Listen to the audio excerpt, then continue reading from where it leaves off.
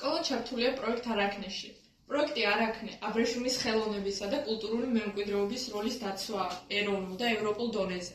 პროექტი არაქნე არის ევროპის მასშტაბით მეაბრეშუმეობის განვითარებისთვის შექმნილი პლატფორმა, რომელშიც გაერთიანებულია 7 ქვეყანა: იტალია, საბერძნეთი, სლოვენია, ბულგარეთი, საფრანგეთი, ესპანეთი, საქართველო და 11 პარტნიორი ორგანიზაცია. პროექტის მიზანია ევროპული აბრეშუმის მემკვიდრეობის პოპულარიზაცია და მეაბრეშუმეობის ხელშეწყობა. პროექტის მთავარი იდეაა ახალი ევროპული აბრეშუმის გზის შექმნა, რომელიც ისტორიაზე დაყრდნობით შემოგთავაზებს კულტურულ მარშრუტს ტურისტებისთვის, მკვლევარებისათვის, მეწარმეებისთვის და ნებისმიერი დაინტერესებული პირისთვის. ჩუმი მრთველი, ქართული აბრეშუმი, ბოჭკოთა დედოფალი. მე-5 საუკუნეში ვახტანგ გორგასალმა შემოიტანა საქართველოში ინდოეთიდან, როცა ის შაჰ აბას პეროს ახლდა ლაშქრობაში. აბრეშუმის ქსოვილი, ხელსაქმე და აბრეშუმის ჭიის მოვლაც უკვე ცოდნიათ მე-5 საუკუნის საქართველოშიც. აბრეშუმი მოხსენებულია სხვადასხვა ქართული ლიტერატურულ წყაროებშიც. აბრეშუმი ძველქართულად ჭიჭნაუხტი, ქართულ ენაში მე-5 საუკუნიდან დამკვიდრდა. იაკობ ხუცესის შუშანიკის წამებაში ვკითხულობთ. წმინდა მათ შუშანიკ ნაცვლად ჭიჭნაუხტისა საქმისა, ხელთა აღიხმნა დავითნი. რაც შეეხება თუთას. საბა სულხანის განმარტებით. თუთა ესაა ჟოლა, რომელსაც სომხურად ტუტა ეწოდება. რამე თუ ლათინურად სიკომორის, ანუ ეგვიპტურ ლეღვადაც ხმობენ. ასე უბნება თქო, უფალი ღმერთი იერუსალიმს, ოქროთი და ვერცხლით, მოგრთე, ზეზი ჭიჭნაური და ნაქარგი სამოსელი გეცვა. აკაკი წერეთელის ყვითელ სანთელში ნახსენები აქვს. ნაკურთხი შეიქმნენ ღვთისაგან და თავი, რომელიც იყო, საქართველოს ერგო 4 მათგანი, ფუტკარი, ყაჭის ჭია, ბრაზის ჭია და წურბელი. აბრეშუმის ქსოვილი დიდი ხნის განმავლობაში ფუფუნების საგანი იყო. აბრეშუმის ჭიის მოვლა და მასთან დაკავშირებული ცოდნა განათლება მხოლოდ მაღალი საზოგადოებისათვის იყო ცნობილი. დიდი ხნის განმავლობაში სახელმწიფო საიდუმლოებასაც წარმოადგენდა და ქვეყნის ფარგლებს გარეთ მისი გამტანი სიკვდილით იგრძელოდა. თუმცა აბრეშუმი, მეაბრეშუმეობა და აბრეშუმის მრეწველობა მაინც გავრცელდა ჩინეთიდან კორეაში, ინდოეთში, ინდოჩინეთში, იაპონიაში, მონღოლეთში, ირანში, თურქმენეთში და საქართველოში. საქართველოში აბრეშუმის წარმოება ხანგრძლივი დროის განმავლობაში ხან უკეთესად ვითარდებოდა, ხან პირიქით. ამიტომ ის სხვადასხვა მიზეზის გამო განადგურდა. ბათუმის მერვე საჯარო სკოლის ეკო-კლუბი. ჩვენი გარემო წარმოგიდგენთ პროექტს არაქნე, ქართული აბრეშუმი ხელოვნება ტრადიციიდან თანამედროვეობამდე. თუთის აბრეშუმხვევია მიეკუთვნება უხერხემლო ცხოველთა ჯგუფს. კერძოდ, ტიპი ფეხსახსნიანები, კლასი მწერები, რიგი ქერცფრთიანები. თუთის აბრეშუმხვევიას პეპელას ახასიათებს სასიცოცხლო ციკლის არაპირდაპირი განვითარება.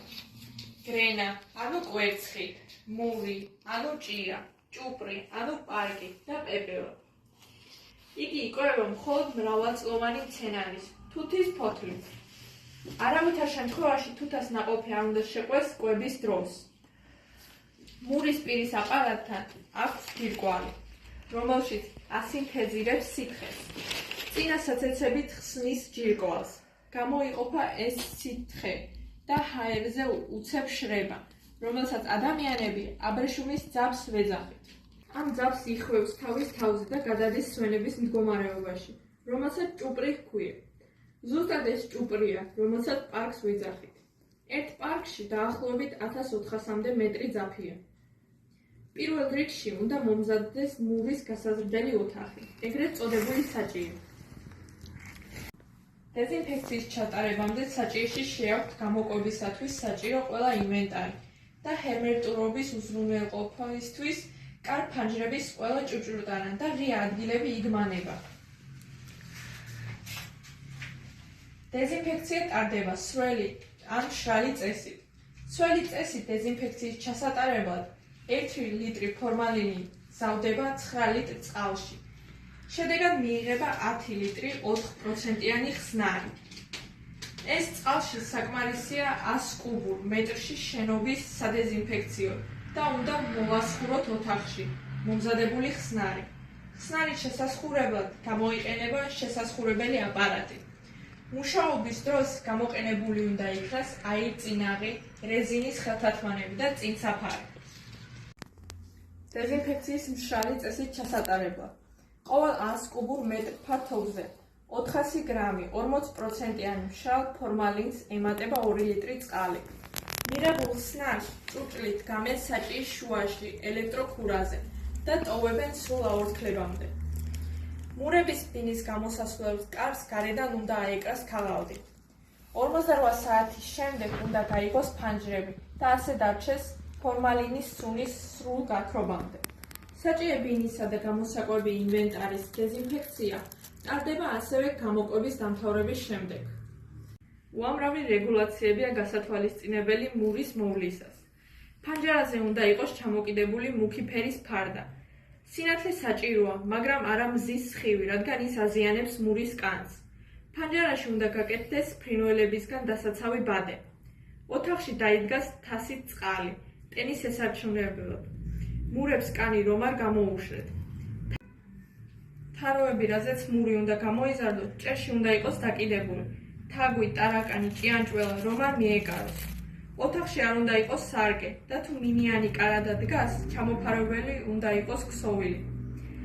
ყურადღებით უნდა ვიყოთ ჭექა-ქუხილის დროს. ელვისას წარმომქმნელი სხივი არ უნდა მოხვდეს მურის კანს.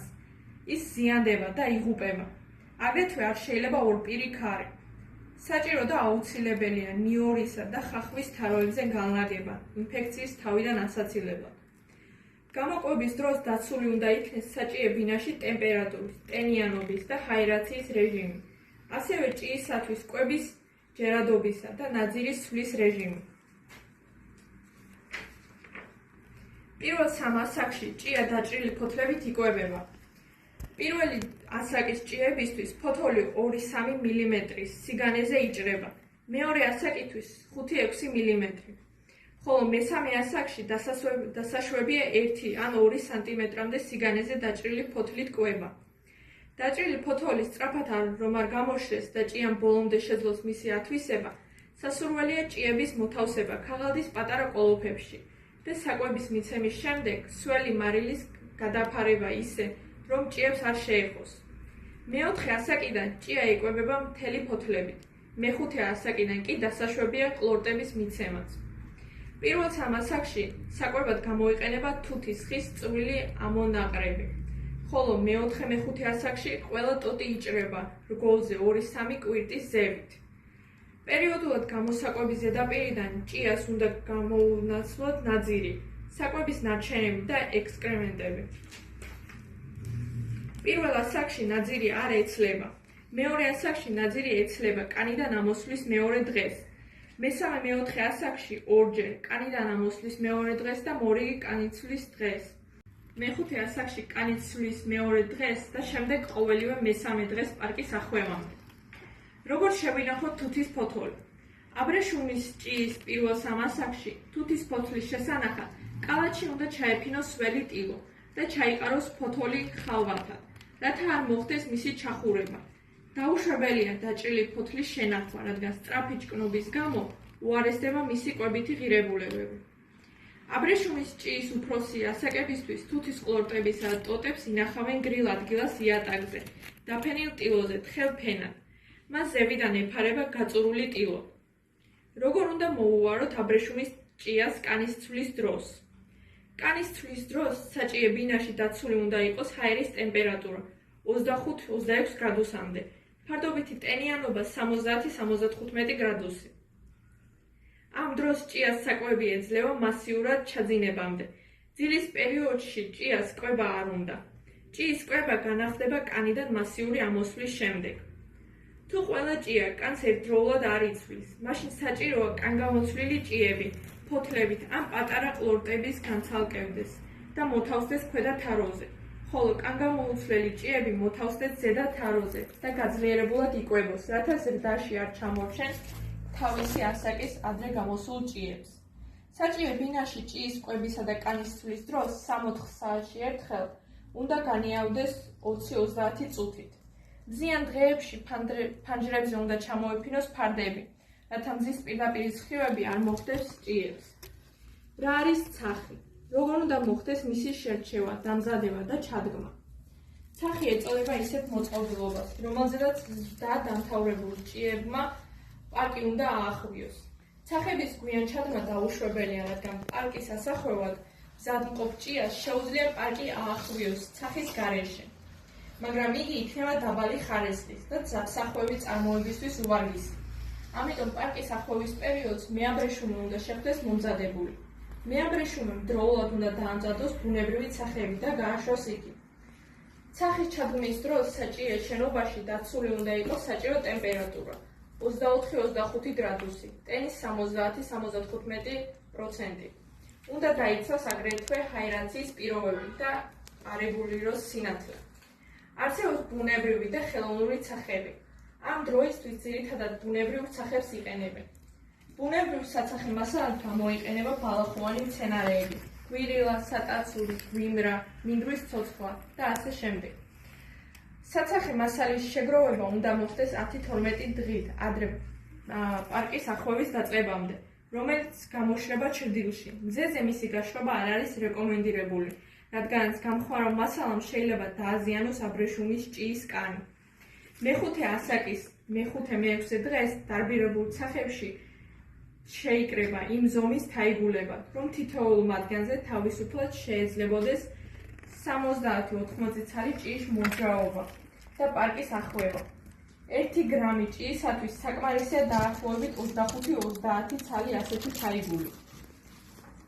ჭია თუ განიცდის ადგილის სივიწროვეს, მაშინ იგი ახვევს წუნ პარკს, განსაკუთრებით კი დომფალს, რაც არ უნდა მოხდეს. წუნი და ჩაჭყრეტილი პარკის რაოდენობა იზრდება აგრეთვე ცახების მჭიდრო შეკვრის შემთხვევაში. ამასთან არც ის ვარგა, რომ თაიგულის ტოტებს შორის დიდი მანძილი იყოს დატოვებული. პარკის დასამრავლებლად ჭიის სქელი გამმა სჭირდება და თუ ძალიან დაცილდება ერთმანეთს, ცახის ტოტები სქელზე მეტი აბრეშუმი დაიხარჯება, რაც პარკიდან ძაფის გამოსვლა შეამცირებს. ცახი მსუბუქად უნდა შეიკრას.